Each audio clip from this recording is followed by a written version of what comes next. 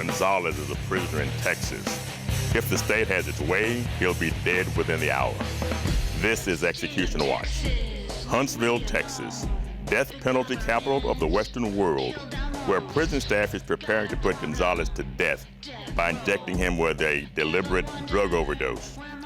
During the next hour, KPFT's Execution Watch will air live coverage of the killing in Texas, the state that carries out a third of all U.S. executions. Execution Watch host Marlo Blue, criminal defense attorneys Larry Douglas and Merrill Pontier. Huntsville report outside the death house, Linda Snyder with Ali Sullivan. General reporter Clinton Young. And an exclusive interview with Gonzalez recorded recently by Execution Watch on death row. The Execution Watch for Ramiro Gonzalez begins.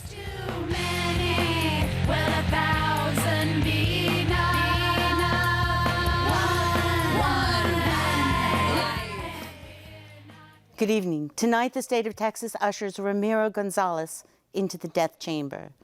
To our listeners around the world, thank you for joining us on this Wednesday, June the 26th, 2024 edition of Execution Watch.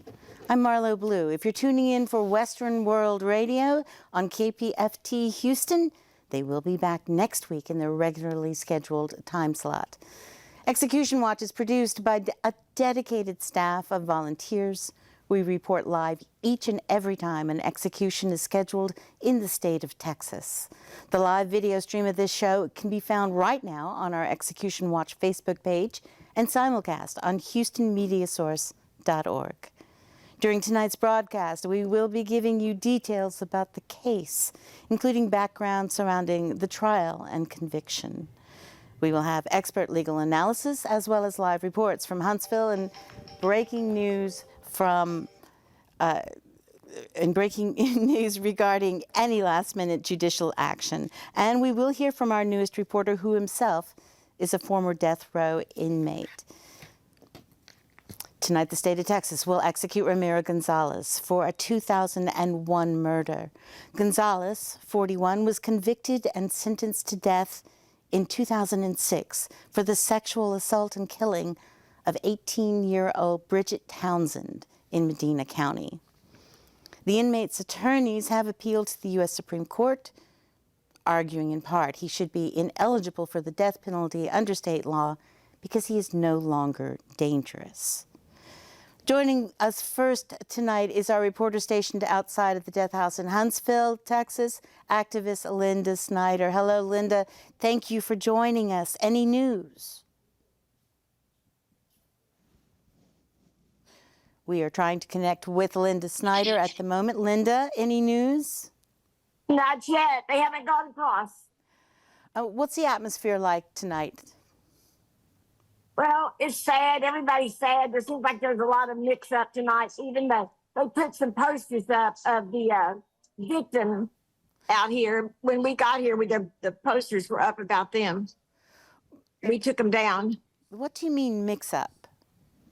Well, they put the posters out for the victim. They put the victim's pictures out here on our side. Oh, I see.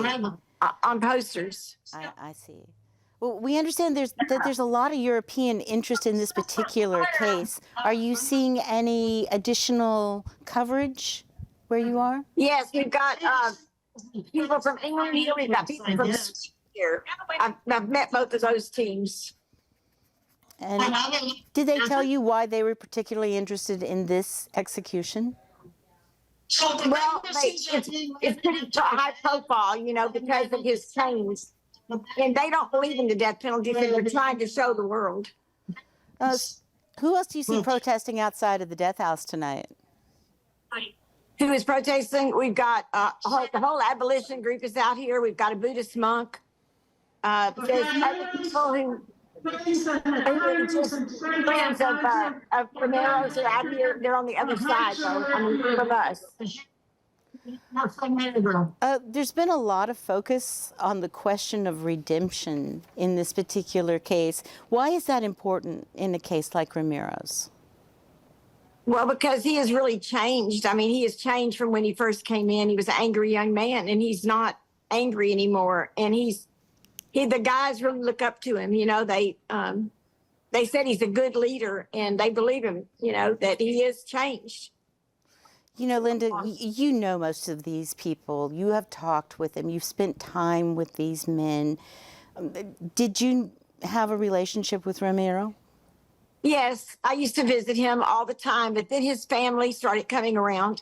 And so he was, you know, he had to take people off his list because he didn't have any family at first. And then all of a sudden, they all wanted to be on his list. So I understood. I understand that. I'd rather have their family with them. Do you mind explaining to our listeners, especially our overseas listeners, how this works, that they're only allowed a certain amount of contact with a certain amount of people? How does that work? 10 people on their list. Can you say that again, dear? They're only allowed 10 people on their list. I see. Let me ask you another question. Do you know who is standing witness for Mr. Gonzalez? His cousin, I know for sure, but I'm not sure who else. Nobody seems to know. And for the listeners around the world, can you explain, please, what signal you're looking for to let us know that the execution is taking place or about to begin?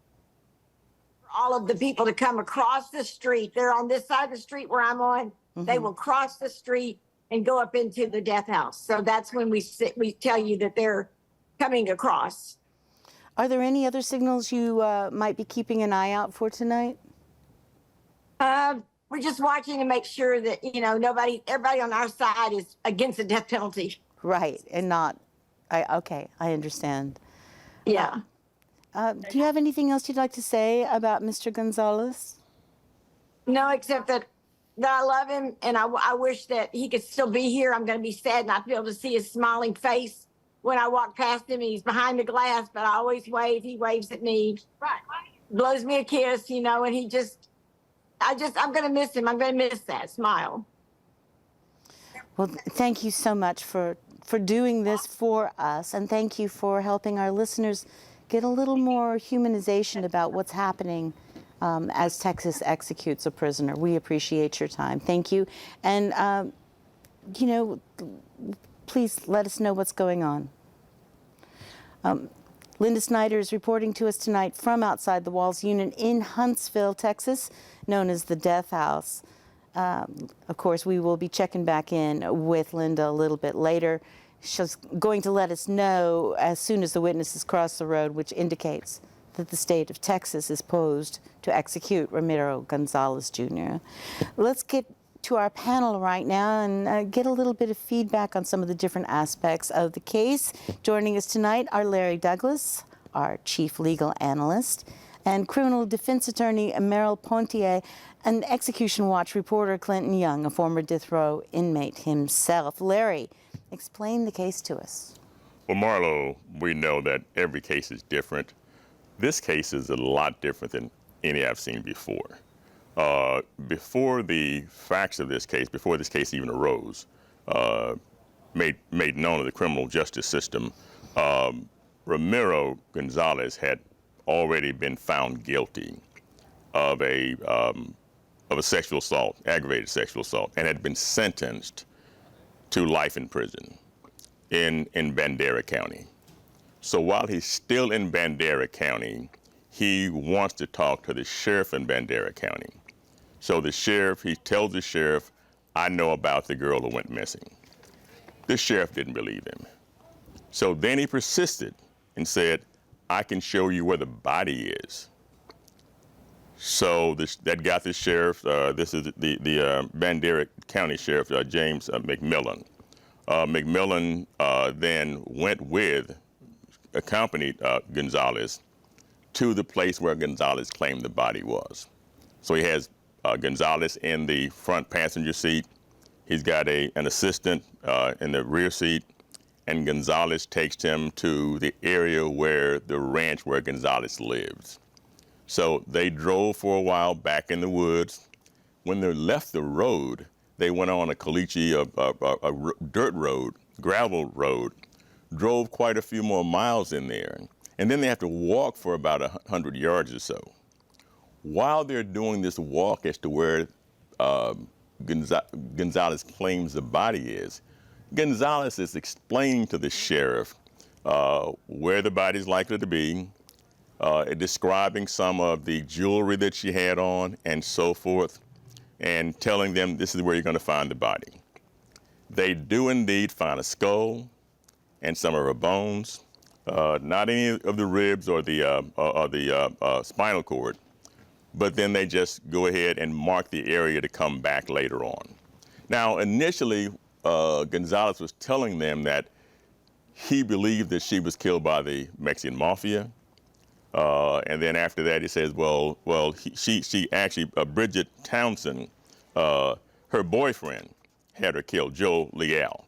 So Joe Leal had her killed, and he changes the story several different times. But when they get him back to the station, they then take a statement from him that is used in court against him. This is a confession, so clearly before he had was allowed to do the confession, since they wanted to be used, they gave him his statutory warnings. You have the right to remain silent and not make any statement at all. If you make any statement, it probably will be used against you in court. Having heard all that, Gonzalez then gives a videotape confession and a written confession, where he outlines the details. And then when he does a written confession, they allow him to review the confession before he signs it. And so all of that evidence in terms of how the shooting occurred, that he took, this all comes from Gonzalez himself. And the story that Gonzalez tells is that that Bridget Townsend's boyfriend, Leal, is his drug dealer. And that he called to the drug dealer, Leal, to get some drugs. Townsend tells Gonzalez that Leal is not there. So Gonzalez says in his statement that he then goes to the place where they live because Leal is not there, Townsend is there by herself, and he tries to steal his drugs. So he goes into the apartment, she lets him in, he ransacks the apartment looking for drugs, found some money, took the money, and then he asked her, were there any drugs? She said there was no drugs. Then he kidnaps her and takes her to a deserted area. Before going there, he goes by the ranch house, the trailer where his grandfather lives, gets a rifle to shoot her with. She starts begging for her life and so forth. And he says, I'll give you money, I'll give you drugs, tell me what you want. He then, this is all coming from his statement. He then tells them that he has sex with her. And then after having taken her out of her house, in essence kidnapped her, he then has sex with her. She puts her clothes back on, and he shoots her and leaves her right where he left her, right where he shot her. So the state then puts on a case using pretty much the evidence that they got from him, which is not enough. They have to corroborate that evidence with some other evidence. So Leal mentioned that, I talked to her that night, and she said she was getting ready to go to work that morning. The next morning, she was going to sleep in, go to sleep. I get home, and I think she's asleep on the sofa. She's not there. I think she's in the bed, but she's not there either. So he then starts calling people around to find out where is she, including calling Gonzalez, who says, I never saw her, didn't see her at all.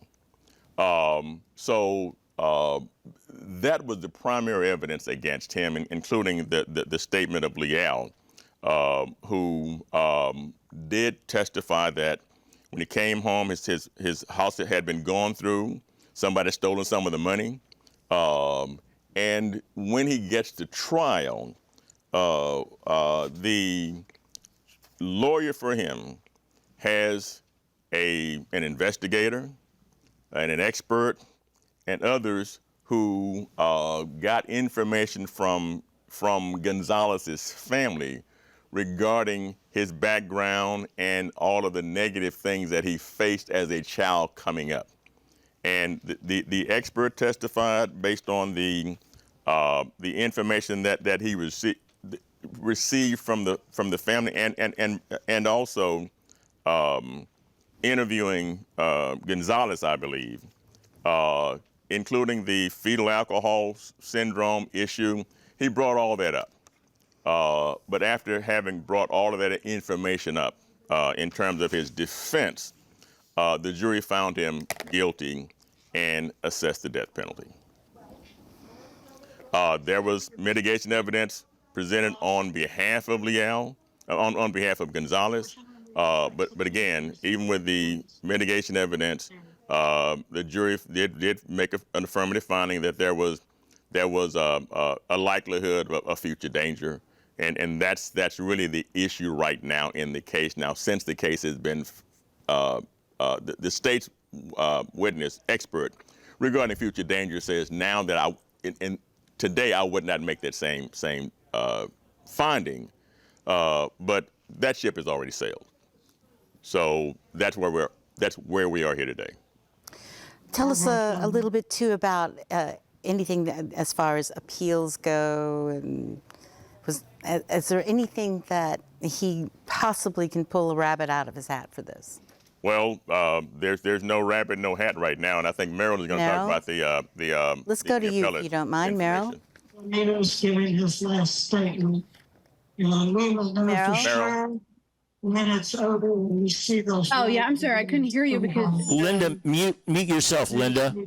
Miss Linda, if you don't mind muting yourself, we're going to come back to you in just a few minutes. Everybody except let's go to Merrill everybody first. except Merrill, mute. And for our listeners on the FM channel, I'm sorry if you're getting double streams. I apologize. We are working to correct that immediately. Merrill,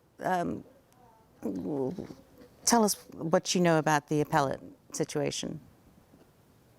Yeah, so Ramiro actually filed his first writ application in 2008. I was surprised to learn that it was only 8 pages long, and it was denied right away by the CCA. He then went to federal court and actually asked the federal court to stay federal proceedings so he could go back to state court and file a subsequent writ application. And he did that in 2011, and he presented an ineffective assistance of counsel claim, including the failure of his trial attorneys to present an expert about the fetal alcohol spectrum disorder, the failure to present an expert who could explain the effects of physical and sexual abuse. And he also said that the trial court made a mistake in allowing testimony on future dangerousness, and that future dangerousness issue has been a constant factor in all his appeals. This writ application was dismissed as an abuse of the writ, so that means it did not fulfill the requirements in the law. But what was kind of unique about it is that the court, based on this subsequent writ application, reopened the first writ, the 2008 writ that was denied, because in the subsequent writ, the claim was made that the judge in the first writ was not authorized to sign the recommended findings of fact and conclusions of law. So that first writ was actually reopened while this second writ was denied. And so he went back to state court to have that issue resolved. The issue was resolved because I guess they authorized the judge to sign. And so he signed the exact same findings, which were to deny relief. And so that was sent to the CCA. And so the CCA, again, denied that first writ. Then he actually filed a habeas petition, federal court. He had 9 claims, including IAC and, the other claims that he presented in state court. But the federal courts denied him. He then had an execution date in 2022, July 13. And so he filed a second subsequent writ application in that same year. His claims were false and inaccurate expert testimony at trial, false testimony from a jail inmate at the punishment phase. And he also made the claim that his execution would violate the 8th Amendment because there's a national consensus that the death penalty is excessive for people who were 21 or younger at the time of the crime. He actually won on one claim, and that was sent back to the trial court, and that was the claim about false testimony by the expert on future dangerousness, because that same expert now said that Ramiro was not a future danger. And so all those years before, during trial, he said, yeah, it was a future danger, and that expert now got back on it and said, no, actually, he's not. But the court did not remand on that one. The court only remanded on the fact that the same expert said he testified about some recidivism rates, and those were actually false. And the CCA said the fact that that same expert, all those years later, now thinks Ramiro is not a future danger is actually not relevant, because that evaluation is made at the time of trial. And if someone changes years later and is then not a future danger, it's irrelevant, according to the CCA. So they sent it back based on those recidivism rates that were false. And he actually was denied on that claim ultimately again. Then, of course, because of the current execution date, he filed a third subsequent writ application in this month, actually. And he filed two claims. The first one is that he does not pose a risk of danger to anybody, so therefore he's not death eligible. And the second claim is that it is unconstitutional to determine death eligibility on a prediction of future dangerousness. And this writ was denied by the CCA. Thank you so much, Meryl. Let's bring in Clinton Young at this point in time. Clinton, give us a couple of your observations specifically about Ramiro. Did you know him? Oh, yes, man. I knew when he first came down there, right? Right. He was a rascal, right? He changed a lot as he got older. We wasn't, and I believe this is even mentioned in the clemency video. We wasn't friends because things that occurred whenever we both first got there. But no matter what, I seen the changes that he made as he got older, became more religious, found purpose in his life, found his own worth. A lot of people come into the system, they come from bad backgrounds, abusive childhoods, poverty, etc. And so they're a manifestation of their environment. And he was given an opportunity to change and become a better person. Some people choose not to change in prison. Some people choose to change. He made the choice to change. Well, there's a lot of talk in this particular case about redemption. And is redemption, if you have a change in heart, is it really different? Do you become a different person? What was your observation? I think people do change. I've seen a lot of people down there change, become better people. The weight of what they did, affects them. They learn to be more empathetic and sympathetic to other people, right? Right. They don't look to continue a pattern of victimization. Some people change faster than others. It took myself, I was a rascal too when I was down there. But a lot of us get down there when we're young. He got down there when he was young too. I was there when I was 19. I think he was 20 or 21, something like that, when he got down there. And so who we are at 41, 40, 38, 39, we're not the same people we was at 18, 19, and 20 years old. Well, yeah, definitely. And so that's why when his lawyers reached out to me, at first when his lawyers reached out to me and they asked me to participate in the clemency video, which I'm never going to hate on anybody. I don't care what our history was on death row. One thing everybody down there knows about me, they're like, I'm going to fight the system, period, right? So I'm not going to take problems from in there out here and try to tear anybody down or hate on anybody there, no matter how much I didn't like them or anything. And so when his lawyers first reached out to me, at first I was like, are you sure? When Meryl asked me, I said, are you sure they were talking about me? But they was like, yeah, you. And so when I got to talking to his attorneys, I had a better understanding of why they reached out to me, right? And I was able to honestly sit down and participate in it and ask that he receive clemency, because I did believe, and I do believe, that the person he is today is not the person he was back then. Totally. Because if he was the same person he was back then today, while I'm not going to hate on him, I wouldn't go out of my way to help him. Right. You know, because if they put him in population and something happens, it's like, hey, I got a conscience too, right? You know what I'm saying? So, but I do believe that, man. I believe he's one of the people that, you know, faith made him a better person. Unfortunately, the state of Texas's position more often than not is Jesus forgives, we don't. It's a very interesting relationship that they have with religion in this particular case. That is absolutely for sure. And undefined or defined as to what they want it to be to fit whatever purposes they are doing. If you don't mind, right now, let's bring in Allie Sullivan. Allie Sullivan is with the Death Penalty Action Group, and she's a friend of Ramiro Gonzalez. Allie, can you hear us? Are you there? Can you talk a little bit about Ramiro? Yes, I can. Can you hear me? Yes, of course, dear. Tell us a little bit about Ramiro.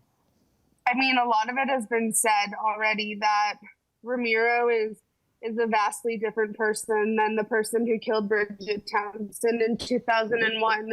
And I study anthropology, and anthropology teaches us to understand people how they see themselves and not just be okay with what is said about them and viewing them through your own worldviews and your own interpretations. And I think that is really important in this case. It's been talked a lot about Ramiro's incredible transformation since being on the row.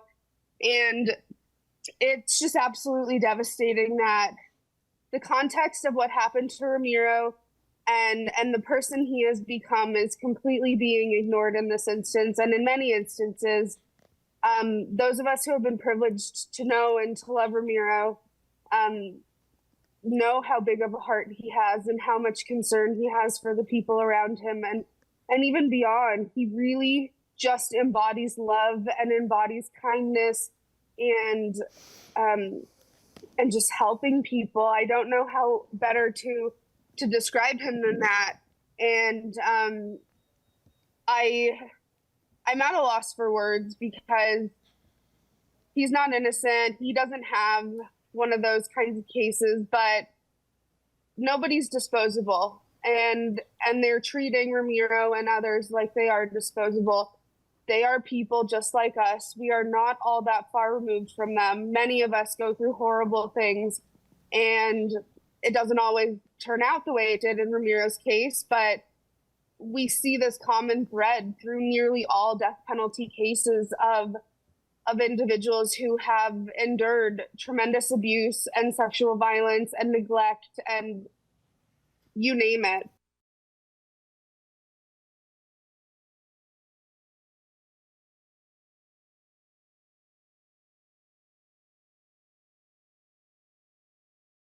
Ramiro Gonzalez, thank you so much for meeting with us. Sure. The reason Execution Watch invited you to interview today is we want to find out who you are. The state of Texas spends over $1 million every time they execute someone, over and above what it would cost to imprison them for life. Who is the state killing or proposing to kill? And that's why we invite anyone who has a date to interview with us. And please feel free to talk about whatever you want, because this interview will not be edited and it will not be cut. Yeah. So now that I've put you on the spot. Yeah, no, I'm not on the spot. I'm in the light. No, I think again, this is unscripted. I didn't think about what I wanted to say. I didn't spend time trying to contemplate or sound, rehearsed. Not required. Sure. And I think my sole message is for the fellas back here on death row. I'm not gonna complain about the state of Texas or my case or anything connected to that in any degree. Totally up to you. Sure. So I think if I remember correctly, in 2021 they had a series of events begin with a Kairos, and Kairos was the genesis of like a God movement. In fact, it was a God movement. Death row has been known to be deprived of many pleasures when it comes to like TVs, human connection, anything that a population would get. So death row, we just barely got the first group rec started a few months ago. Oh, So, what does that look like? well, I mean, it's 14 guys who, 7 at a time that are in a single day room. It looks like something I would love to be a part of, but I can see how much, joy and community that those guys get when I see them in the day room. And up till now, everybody's just been in solitary with no group rec. I got on death row September the 27th of 2006, and the one thing I was, drilled about was the fact that your expectations for good things on death row are just, a waste of time. So, up until at that time I was moved to Death Watch, September the 14th of 2020. I spent 22 months there. During that time in 2020, I think that Why were you moved to Death Watch? You had a date? an An execution date? Okay. So it was actually November the 3rd and 4th when Kairos came of that year. What's Kairos? Kairos is a group of individuals that come in here, and they basically, it's a 2-day event. They feed the guys, they minister to them, they sing, they give them events. It's a Christian It's a Christian ministry movement. group? Okay. Again, it was unheard of. Daniel Dickerson at that time, who was senior warden, had basically stepped out in faith and said he was going to start this movement. He had the help of the director of chaplaincy, which was Hazelwood, the field ministers, which were brought in. Again, it was unheard of. When they first came into our section on Death Watch, the first thing I told them was, you guys do not want to be in here without an escort, or you're going to get in trouble. Could you talk about what Death Watch is? So I think, so Death Watch is where when you get an technically it's 14 days out from your date. But when you get moved to this section with an execution date, you're basically getting moved to Death Watch. So anybody who has an execution is moved to Death Watch. And how many people? It's a separate section of cells? It's same thing. Every section is the same. Death row is nothing different than anything. No section is different than any other. 14 cells. The only difference is they have cameras in the cells. So, and you're obviously constant observation because of the cameras. But, I was moved there in November. They had Kairos. I was not able to be a part of it directly, but indirectly I was able to eat all the food because I had an execution date and I was on Death Watch. And then later that year they started the faith-based program, which consisted of, I think, to start with 6 different programs, and I was able to be involved indirectly with those programs. It was like an 18-month program.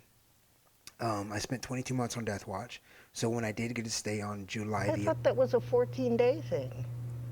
No. Death Watch. No, Death Watch is, so understand me. Sorry. Technically, Death Watch is when you're 14 days out from your execution. This is when they're supposed to give you constant observation. Right. But when you get a date, you're moved to the section where they keep people with dates. So we just say Death Watch because it's the section where they keep the guys with dates. Okay. But because the cameras are already there, there's you can't take your camera off, or they can't get them. They can't move them out of there. They can't take the camera out. So we just say Death Watch in general terms, but technically they shouldn't have the camera on until 14 days out of my execution. So I was able to participate in all the programs that they had started with Faith Base. Eventually, again, I spent 22 months on A section with an execution date. Is that length of time typical? 22 months? Anyway. Is that length of time typical to go to Death Watch? No, I mean, I was the one who spent the longest there so far. I mean, the majority, I think people might spend anywhere from 4 to maybe 6 months there. Yeah. But my date was just, there was this set off and set off. Right, So, the shipping delays. What kind of, I'm sorry to interrupt, but what kind of, when you say you're involved in the program, what did the Kairos program consist of? Well, Kairos is just a 2-day program. They basically come in and feed you food, breakfast, lunch, and dinner. They 2-day event. They feed you, free world food. During that time, they will, bring in speakers. They will minister to you. They will basically, like you said, a Christian organization that presents God to you. You don't necessarily have to be a Christian or have any religious worldview to attend the event. They just want you to come in and have that experience of, probably more or less on the terms of, community, togetherness, to experience, God's gift of love without prejudice, without bias, just a bunch of group of men coming together, having, breaking bread and speaking about life to life. And you're not in your separate cells. No, well, for us, we were still in our cells. Okay. Population, they put them in a big gym. Okay. It's like 40 at a time. In this case, it was only 14. They just chose a section, and these 14 people were included. Again, because I was on death watch, I was able to participate with the food. Once that was over, they started a faith-based program. On July the 11th, 2023, I was given a stay, and they moved me to the actual faith-based section, which is just 2 sections over. The faith-based section of death row? Yes. So eventually I completed that, became a graduate, and then, just waited there until eventually they asked me to be a coordinator. So here's my message. It's not for me. It's not for Texas. It's not to complain about Texas. It's not to soapbox Texas. To me, those aren't essential things at all. I think that, the beginning of this thing was a movement of God where we had to choose whether we wanted to be a part of something that was never done. When I became the coordinator on the faith-based section on BPOD, one of the things that I was able to talk about was the fact that we might be, as death row inmates, the deciding factors whether the death penalty is eradicated or not advocates in the world. It might be that when all of death row becomes graduates from this faith-based program, because it's being heard of all the time, people are now starting to question this menace to society, this future danger when we're all graduates. But the fact that we're doing this program is proof enough that we're becoming graduates and that we're more than able to be rehabilitated and that we're being successful in so many other things. Well, you realize how radical that is in a program like the death penalty that doesn't envision any rehabilitation. No, it doesn't. But I mean, this is completely contrary-wise to what they say, which is why I say that we might be the deciding factors whether they do away with the death penalty, not you. It might be left on our hands, which it's our responsibility to take this opportunity and run with it, to complete the programs, to show people that for our own selves, and not only for that, but we do it for them and we do it for ourselves. This is an opportunity for us to do those things. So, I want the guys to know, especially the 2 new faith-based sections, put every effort into this program, not only for yourself. And I think one of the greatest gifts with humanity back here is the fact that even if you do not want to participate, even if you don't want to be, intimate with some of the things that are going on in your life that the program actually wants you to be, the fact that you would share your story might be the deciding factor that another individual wants to change. What sort of stories do people share? I mean, they're all the same. Abuse, neglect, addiction. You guys know the stories. You've been doing this for years. So, I want to make sure that they take this opportunity, not selfishly, but to know that the greater, picture, in the greater,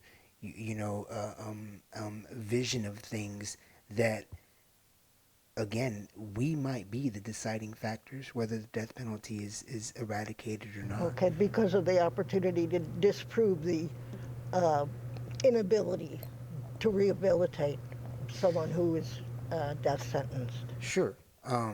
But even then, it's like doing it for yourself, doing it for your family, proving to yourself. And look, one of the reasons that I set out to do what I did, to become greater, to show people that I could be better than my mistakes, was not only for the victim's family, for my family, but there were a few individuals, in this case, the expert psychiatrist for the state and the prosecutor for the state, who became the driving forces to my change. It was because of them that I wanted to change. Not in a bad way, in a good way, because everything they knew about me was dysfunctional. It wasn't consistent with who I really was. But the fact that they were saying it gave me that drive to become better than what they had envisioned, than what they had on paper. What the real you was capable of. Sure, and even then, I could exceed even that. It wasn't to prove. It was just to show. I just wanted them to know that everything they knew about me was inconsistent with who I was quintessentially. Well, didn't the psychiatrist, didn't he participated in a video about you that was on YouTube where he said... he recanted his statement and came back and said that he reevaluated me and said that he was... Do you recall the name of that video? Yeah. What's the it video called? Or the psychiatrist? Oh, on YouTube. The YouTube video. I don't know. It's a clemency video. Something about Ramiro or something. But what's clemency his video. name? What's the doctor's name? Edward Grippon. How do you Look, spell the individual's a really good dude. How do you spell his last name? Grippon, how it sounds. Gripon. Okay, because I saw him in that video. I mean, he's a very good individual. Mm-hmm. What was amazing is that after we had the evaluation, we had a social conversation about life, his family, his kids, his grandkids. I can say nothing bad about anybody that was involved in prosecuting my case. Well, and he also said, he made it very clear in the video that he abandoned his diagnosis, that he said that you are basically rehabilitated. That was the reason why he was the very first one on my case, on the clemency video, because he recanted his statement. If anybody watches this and wants to look at that video, I want them to be able to find it. Yeah, and it's going to be remade. There's going to be some additional stuff on that. It might be my same interview, but with some more interviews or whatever. Yeah, I wondered about that. When you mentioned that you were a coordinator for the Kairos program on your pod, what does that mean? I mean, because it seems to apply a certain amount of agency on your part. So a coordinator, by definition, back here would be, three main things. Number one, we would help to coordinate the program within the section, ideas, thoughts, events, group sessions or whatever. Which in this case there would be no group sessions because we're all in cells. Also, that the coordinator would report a lot of things going on, whether bad or good, or if anybody deserves some extra credit, or if anybody needed to be recognized for whatever. The coordinator would also help to teach the program. One of the qualifications for a coordinator is to be a graduate from the actual faith-based sections. How do you help teach that from your cell? You just open your mouth. Okay. I mean, you talk. And they can all hear you? Yeah, I mean, okay. And there are other ways as well, but I mean, one of the main ways would be from your cell. I think now what they have started to do, if permitted, is they would take the coordinator out of his cell and put him in a day room, where he's able to look at everybody as well. I can see where that communication. Your communication is not restricted. Okay. Just because you're in your cell doesn't mean you're restricted at all. We're intellectual beings that are capable of anything. Mm-hmm. You know what I mean? Mm-hmm. We know how to make do with where we're at and what we have. Communication does occur. Sure. Yes. So communication is we're free to communicate in many ways. So that's not the problem. The problem is participation, transparency when it comes to faith-based. So, which again, my message to the guys Give it everything you got. Don't give up. Be transparent, because every individual in this faith-based program has the greatest potential and purpose to not only achieve but supersede everything that everybody's expected of them. When they do it for themselves, when they do it for others, but essentially when they do it for God, they bring glory to God. They give their own selves the power to be, like, that potential is converted into power to prove to everybody outside of who they are that they can be more, that they can create more, that they can be more than a community, that they can take what they have and be a contribution to the betterment of everybody else. Now, Ramiro, when you talk about the transparency, what is it? Can you talk more about that when you're urging transparency? Being honest, being open, because we might have all suffered from drug addiction, but it's not all the same. So, or even if it is, some of the ways that I overcame or some of the things that I learned throughout might be able to help somebody who's still addicted in some way. Look, just because we're in prison doesn't mean there's people addicted to drugs in prison. This place has got more drug zombies than you think. I mean, I've had some people tell me they had trouble avoiding drugs in prison. My hat's off to Daniel Dickerson. You know, this man I pray for. You know, he's regional Dickerson now, but you know, he did some amazing things back here, and he deserves much of the credit. All credit goes to God, but God used this man. But it's hard to eradicate the drugs from a prison society. Do I think it can be done? Absolutely. Do I think there's a lot of effort put into it? Absolutely not. But I think that it could be much better. But there's still drugs back here, and avoiding it is sometimes hard to do. For me, it's just saying no. You know, it's screwed up my life. It's one of the reasons why I'm here, and I don't need it. I don't want it. For others, they might have an issue where it's hard to say no. So what can I say? What can I contribute to them in helping them to face, you know, that confrontation when it comes to when somebody comes to the door or whatever. You know, how do I say no? How can you help me to overcome my addictions or my problems, whatever it may be? It doesn't have to be drugs. It can be anything. Plenty of things. We're going to have to stop in just a little bit. Believe it or not, it's been 20 minutes. So, is there anything else you want to say, or somebody you want to shout out to? Yeah, the guys back here. You know, I wish I could say I did everything good back here, and it's not this far from the truth. But, you know, for the guys that I still have, you know, maybe I said something or did something wrong, you know, I apologize. I'm sorry, and I hope one day I'll be able to repay it back. For the rest of them, you know, what we say in Spanish, ánimo, like, you know, keep going. Don't lose hope. Don't stop learning how to love and love others. Don't stop showing mercy. When you have it, give it if you can. Make every effort to walk in the complete potential and purpose that you have as a human being. Don't let anything or anybody define you other than who you are. Just keeping on, you know. Ramiro Gonzalez, thank you so much for Sure. talking with us. Thank you.